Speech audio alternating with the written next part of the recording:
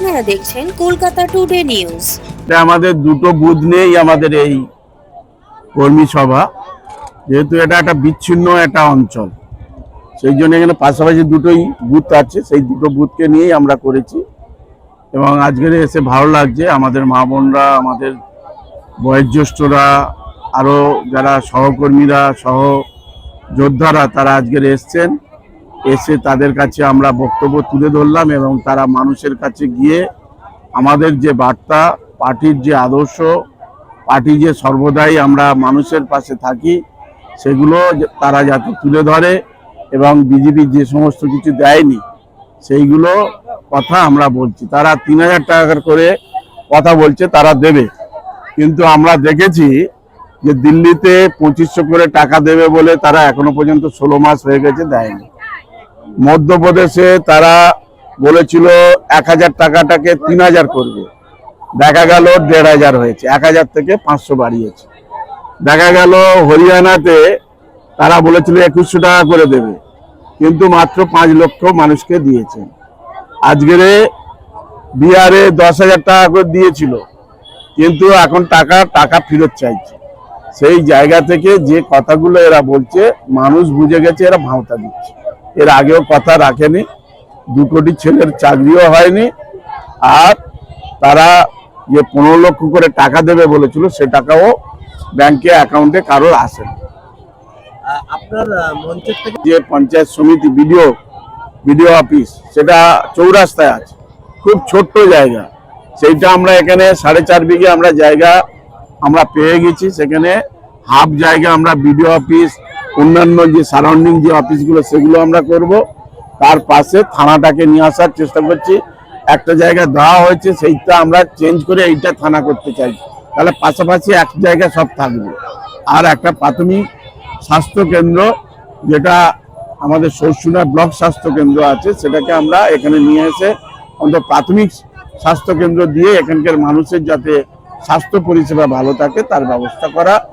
ওদিকে আমরা একটা স্টেডিয়াম আমাদের করার ইচ্ছা আছে, আমাদের একটা কলেজ করার ইচ্ছা আছে সরকারি, আর 4 লেন করা, জোকার যে রাস্তাটা 4 লেন করা, একটা ইলেকট্রিক চুল্লি, ফায়ার ব্রিগেড আমরা করেছি, আমরা অডিটোরিয়াম হল করেছি আমতলায়, বাস টার্মিনাস করে দিয়েছি, বাইপাস একটা রাস্তা আমরা তৈরি করছি, এগুলো আমরা করেছি।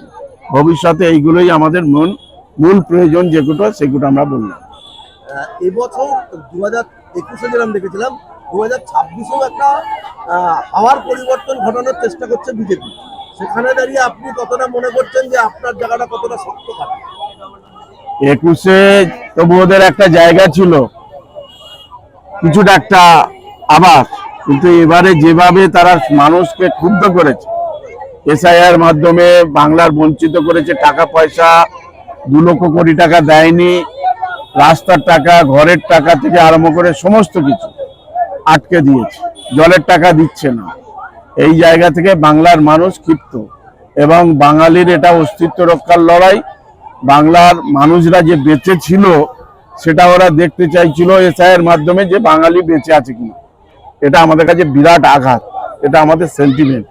এই জায়গা থেকে মানুষ কিন্তু টোটালি ওদের বিপক্ষে আছে।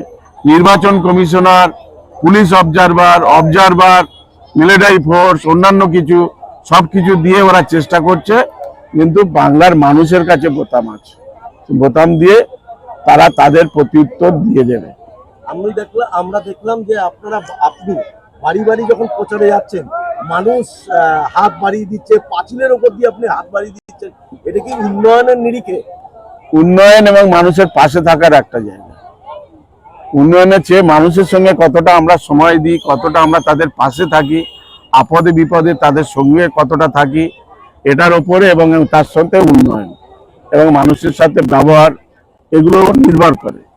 সেই জায়গায় তারা ঘর থেকে বার হয়েছে আমাদেরকে ফুল থেকে আরম্ভ করে, আশীর্বাদ থেকে আরম্ভ করে, হ্যান্ডশেক থেকে আরম্ভ করে সমস্ত দিক দিয়ে তাদের মুখে আমরা হাসি দেখতে পাই। এটাই হচ্ছে আমাদের বড় প্রাপ্তি। কয়েকদিন আগে আমরা সেই সভায় উপস্থিত ছিলাম, যেখানে অভিষেক বন্দ্যোপাধ্যায় বলেছে জিতবো তো 100%, কিন্তু আমি এসছি শুধুমাত্র ব্যবধানটা বাড়ানোর জন্য। কত ব্যবধান, সেটাই আপনি কতটা আশাবাদী, কতটা আমি তো এর ব্যবধান আগেও আপনি- বলে দিয়েছি, আমরা ৭১,০০০ ভোটে আমরা 2024 সালে আমরা লিড করেছি। আমরা তার চেয়েও বেশি ভোটে আমরা জিতবই শিওর, ৭০ থেকে ৮০,০০০ মধ্যে। টোটাল বিষ্ণুপুরবাসীকে সংবাদ মাধ্যমের দ্বারা আপনি কি শুভেচ্ছা বার্তা দেবেন? আমরা বলবো এই লড়াইটা বাঙালির লড়াই, বাংলার অস্মিতা রক্ষার লড়াই, বাঙালির লড়াই, বাংলা ভাষার মর্যাদার লড়াই, বাংলার মনীষীদের যারা অপমান করছেন তাদের বিরুদ্ধে আমাদের লড়াই, এবং তার সাথে আমাদেরকে উন্নয়ন থেকে বিভিন্ন দিক দিয়ে আমাদেরকে বঞ্চিত করেছে তার বিরুদ্ধেও আমাদের লড়াই। আমাদের এই লড়াই বাংলার মানুষের জয় হবে, তারা যেন আমাদের পাশে থাকে।